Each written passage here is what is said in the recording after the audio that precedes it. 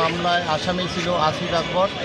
মামলাটা ছিল একটা মাদকদ্রব্যের মামলা। উক্ত মামলায় মোট 3 জন সাক্ষী বিদ্যাধরের সাক্ষ্য প্রদান করছেন। উক্ত সাক্ষীদের আমরা আসামির পক্ষে জেরা করেছি। জেরায় আসামির পক্ষ এই মামলাটায় প্রমাণ করতে পুরোপুরি ব্যর্থ হওয়ার কারণে এবং এই মামলায় আসামির নলেজ পজিশন এবং কন্ট্রোল কোনোটাই না থাকার কারণে বিজ্ঞ আদালত সন্তুষ্ট হয়ে আসামিকে রায়ে খালাস প্রদান করেন এবং এই খালাসের মাধ্যমে দেশে আইনের শাসন এবং ন্যায় বিচার প্রতিষ্ঠিত হয়েছে। আমরা বিজ্ঞ আদালতের এই রায়ে অত্যন্ত সন্তুষ্ট এবং কৃতজ্ঞ আদালতের প্রতি।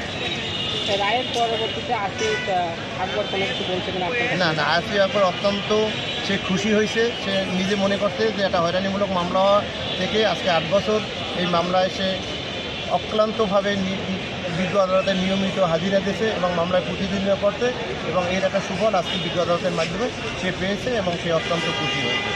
যেহেতু এখন মামলাটা মিথ্যা প্রমাণিত হলো, কিন্তু যখন ঘটনাটা ঘটে মামলা হয়েছিল এই মামলার পিছনে কোনো উদ্দেশ্য ছিল না, মামলার পিছনে অবশ্যই রাজনৈতিক প্রতিহিংসা। রাজনৈতিক শুধু না, সে হইল তার প্রতিদ্বন্দ্বী মানুষের হইল প্রতিহিংসার শিকার হয়েছে।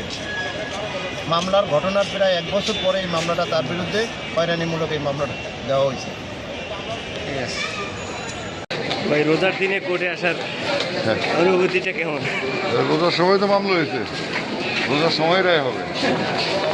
ভাই রায় কি আশা করছেন? ভাই রায় তো পজিটিভ আসে, বলা যাবে না এখন কিছু। কোর্টের মামলা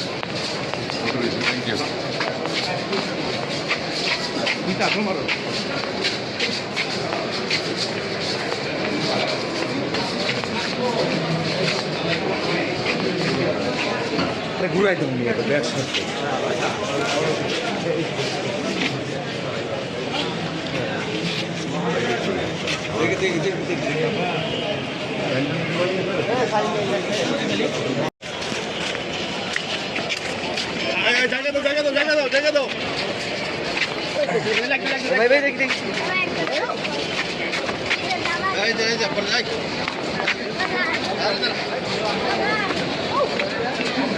চাপেন চাপেন।